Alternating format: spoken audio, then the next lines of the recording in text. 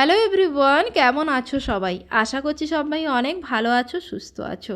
আমরাও কিন্তু বেশ ভালো আছি। চলে এসেছি আবারও একটা নতুন ফ্রেশ ব্লগ নিয়ে। এখন বেলা ওই একটা মতো বাজতে যায়। সকাল থেকে না ভালোই বৃষ্টি হয়েছে, চারপাশটা একদম ভিজে ভিজে রয়েছে। আর ওই রঙ্গন গাছের ফুলটা এত ভালো লাগছিল যে সুন্দর করে একটু ভিডিও বানালাম। তো সোনাকে তো খাওয়ানো হয়ে গেছে, আর তোমাদের দাদাভাই গেছিলো সামনের ওই পাকার ঘাটে স্নান করতে। আর মা ওকে খাইয়ে দিতে নিয়ে গেছিলো ওইদিকে একটু ঘুরতে। তারপরে না ঝমঝমিয়ে চলে এসছে বৃষ্টি।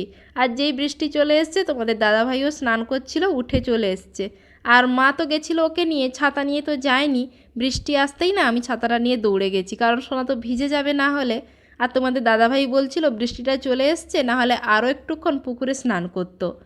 তো তারপরে দুপুরে খাওয়া দাওয়া করে শুয়ে পড়েছিলাম, কিন্তু ঘুমোনো আর হয়নি, কারণ সোনা সারা দুপুর আমাকে ঘুমোতে দেয়নি। ও তো বেলার দিকে ওই 12:30 পর্যন্ত একটু ঘুমিয়ে নিয়েছিল, আর সারা দুপুর আর ঘুমোলোই না।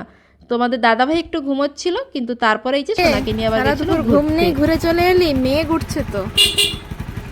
ঘুরতে গেছিলে? ঘোরা হয়েছে? কি দেখেছো? কি দেখেছো? কি দেখেছো?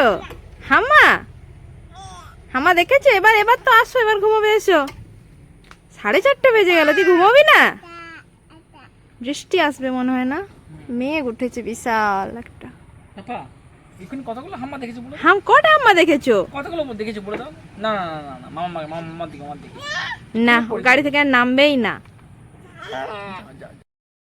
ওদিকে সোনা তো সারা দুপুর ঘুমোয়নি, আমাকেও ঘুমোতে দেয়নি। যদিও তোমাদের দাদাভাই একটু সময় ঘুমিয়েছিল, কিন্তু তাও সোনার উৎপাতে না বেশি সময় আর ঘুমোতে পারেনি।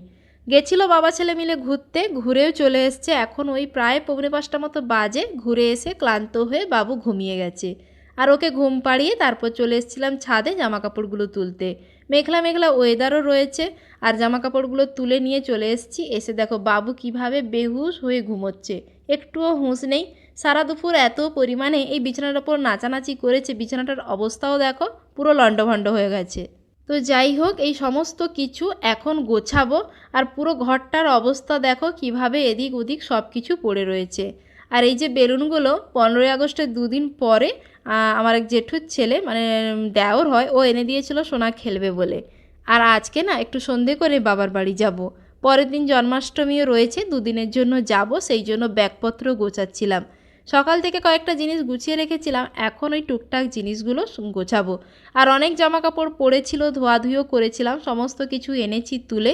কারণ মেঘলা মেঘলা ওয়েদার রয়েছে, বৃষ্টিও আসবে মনে হচ্ছে একটু পরে। তো দেখা যাক কখন বেরোতে পারি। আর তোমাদের ওদিকে মানে দাদাভাই সোনাকে রেখে দিয়ে ও আবার চলে গেছে ক্লাবের দিকে আড্ডা দিতে। আর তোমাদের দাদাভাই বাড়িতে থাকলে বাবার বাড়ি এখানে প্রায় ওই 2 দিন অন্তর আসা যাওয়া চলতেই থাকে। আসা যাওয়ার কোনো টেনশানই থাকে না। যখনই মনে হয় বা মাও ডাকে চলে আয় ঘুরে যাবি, তো এই যে চলে আসি, একবেলার জন্য বা একদিনের জন্য ঘুরেও চলে আসি। তো তোমাদেরকে তো বলেইছিলাম একটু পরে বৃষ্টি আসবে। দেখো এত পরিমাণে ঝমঝমিয়ে বৃষ্টি পড়ছে, আর বসে বসে ভাবছিলাম মনে হয় যেতেই পারবো না।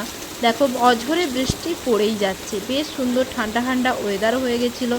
সোনা কিন্তু এখনও ওদিকে ঘুমোচ্ছিল, আর ওদিকে কারেন্ট চলে গেছে। এদিকে বৃষ্টি নামা মানে বৃষ্টি আসার আগে থেকেই তো কারেন্ট চলে যায়।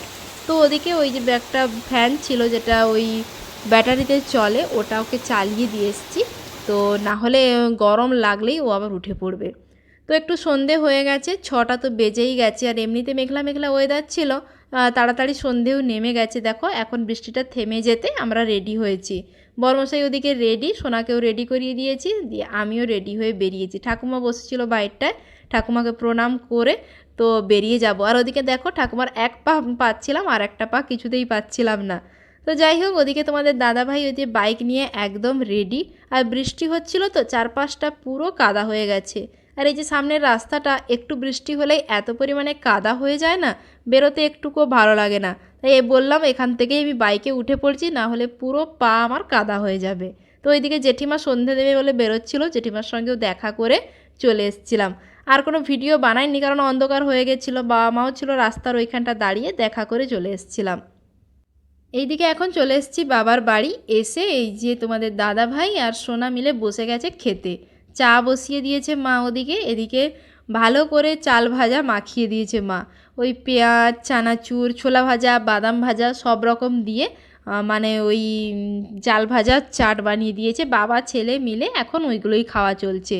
কিছুতেই দেবে না সোনা, দেখতেই পাচ্ছ তার বাবাকে, পুরো বাটিটা ওকেই দিতে হবে। তো ওরা তো ওদিকে খাওয়া দাওয়া করছিল। আর পরের দিন যেহেতু জন্মাষ্টমী রয়েছে, গোপালের এই আসনটা খুব সুন্দর করে সাজাতে হবে, গোপালের জন্মদিন বলে কথা। তো ভাবছিলাম কোথায় করব এই জায়গাটা যেখানে গোপাল মানে ঠাকুর রাখা হয়, জায়গাটা তো খুব ছোট। ভাবলাম পাশের এই জায়গাটা মানে যে টেবিলটা রয়েছে ওইটাকেই সুন্দর করে সাজিয়ে ফেলা যাক। তো সেই জন্য বর্মশাইকে বললাম একটু ভালো করে ডেকোরেশন করে দাও। খাওয়া দাওয়া সেরে এখন এই যে সুন্দর করে ফুল দিয়ে সাজানো চলছে।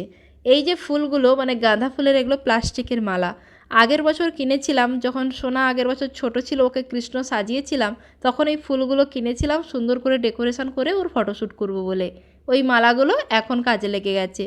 তো এই যে দেখো সুন্দর করে টুনি বাল্ব দিয়ে জায়গাটা সাজিয়ে দিয়েছে। তোমাদের দাদাভাই ছিল বলে জায়গাটা এত সুন্দর করে সাজাতে পেরেছি, নাহলে আমার দ্বারা তো এত কিছু হতোই না সোনাকে একা হাতে সামলে। আর আজকের মতোই জায়গাটা সুন্দর করে লাইট দিয়ে সাজিয়ে দিয়েছি। পরের দিন বেলুন এনে সুন্দর করে জায়গাটা সাজিয়ে দেবো। আসলে বেলুনগুলো না আনাই হয়নি। আর কি বলো তো, মানে পরের দিন সকাল থেকে ব্যস্ত হয়ে পড়ি, এ কাজে ও কাজে, সোনার হাজার রকমের কাজ থাকে। তো সেই জন্য সময় পাবো না, এই জন্য আগের দিন থেকেই সাজিয়ে নিয়েছি। আর এই যে লাইটগুলো যেই জ্বালিয়ে দেওয়া হয়েছে, সোনাকে দেখো কী পরিমাণে যে আনন্দ পাচ্ছিল, বারবার ওই লাইটগুলো ধরে টানতে যাচ্ছিল। তো ওদিকে সাজানো তো মোটামুটি কমপ্লিট। এখন রাত ওই 10টা মতো বাজে। চলে এসেছিলাম খাওয়ার টেবিলে, সবাই মিলে খাওয়া দাওয়া করবো বলে। সোনাকে তো আগেই খাইয়ে নিয়েছি, আর বাবা ওইদিকে বাড়ির কুকুরটাকে খাবার দেবে, তার জন্য বাটি আনতে গেছিলো। আর দাদু গেছে দেখে দেখো পেছন পেছন দৌড়চ্ছিল কুকুরটার কাছে। তো যাই হোক, এখন সবাই মিলে খাওয়া দাওয়া করবো। আজকের মতো ব্লগটা এখানেই এন্ড করছি। ব্লগটা কেমন লাগলো অবশ্যই কমেন্ট করে জানিও। আর এখনও আমার চ্যানেলটা যারা সাবস্ক্রাইব করোনি প্লিজ সাবস্ক্রাইব করে দিও। আর ফেসবুক থেকে দেখে থাকলে পেজটা অবশ্যই ফলো করে দিও। টাটা, দেখা হবে পরের ব্লগে, মানে জন্মাষ্টমীর ব্লগে। গুড নাইট সবাইকে।